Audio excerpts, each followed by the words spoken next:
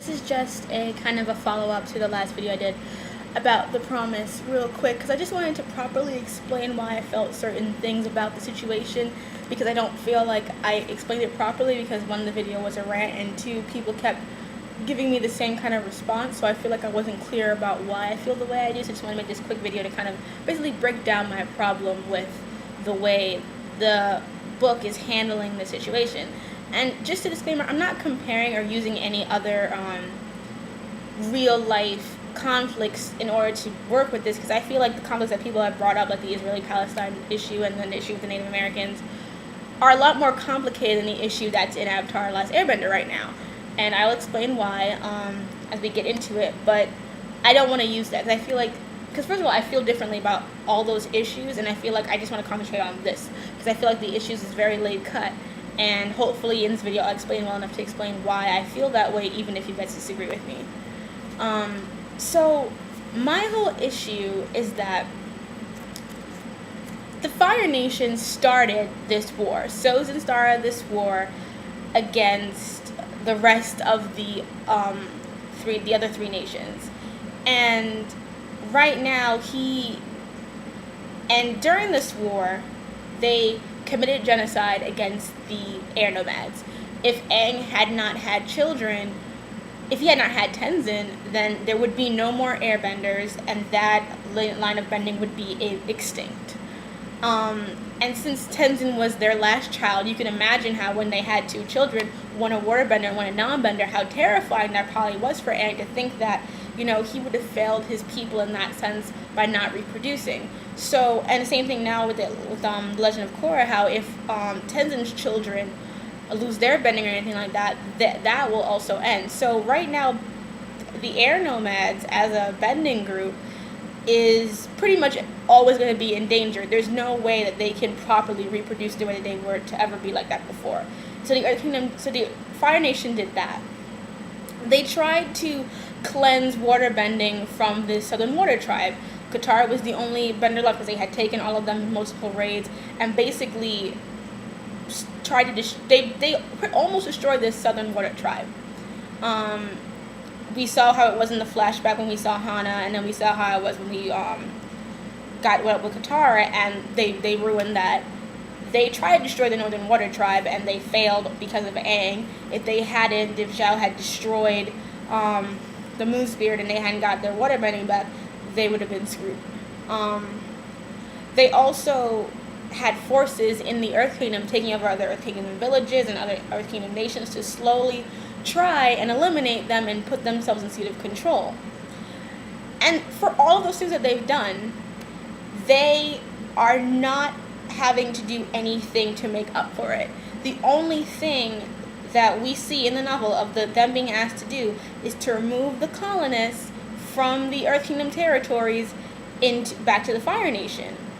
They're not asked to be paid reparations to the people and places that they destroyed. They're not executing war criminals. They are not.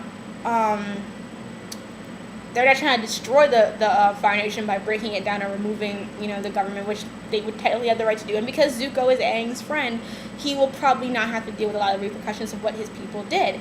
And so, since this is the only thing that they're being asked to do, and they're not doing it, and we know because of Korra that those territories that they took are going to end up being Republic City.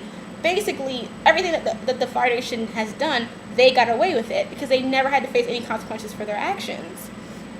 So the issue that people keep bringing up is that the people are there and it's not their fault that this stuff is happening. And they've been there for 100 years, so they should be able to stay there. My first thing is 100 years is not that long. Especially not in the Avatar universe, where people seem to have really long life expectancies. We've seen people who are about 60s and 70 years old. So in 100 years, that's maybe one or two generations of people who are there. So it's not that they've been there for that long to really say that they have a deep claim on the land. 100 years sounds like a long time, but we still have people who are alive from when we had Boomy, and he's an exception. But we also had people who are like in their 80s and their 70s and stuff. So maybe we're dealing with one, maybe two generations of people who have maybe been in these territories.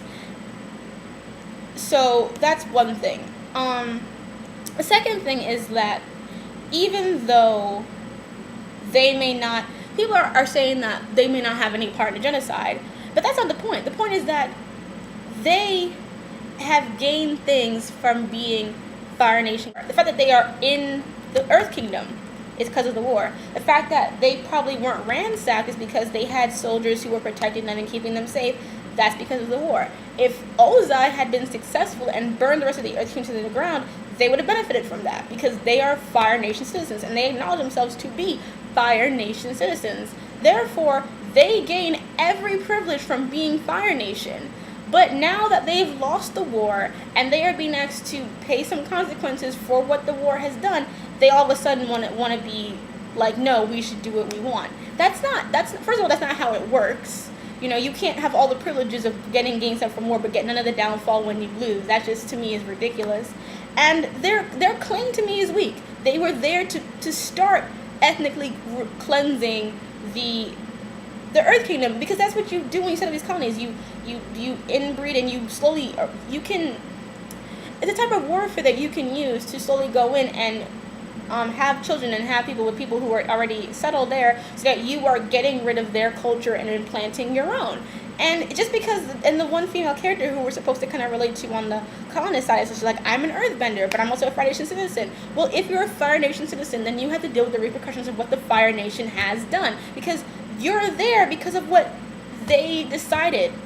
So why now are you so reluctant to deal with the actual repercussions of what your nation tried to do? They try to destroy the rest of the world, but you don't want to move because it's inconvenient to you. And it is inconvenient to them. There's no denying it's going to put them back. It's going to be a hassle for them. But look at all the stuff that they've done that they're getting away with. That's the one thing they're being asked to do.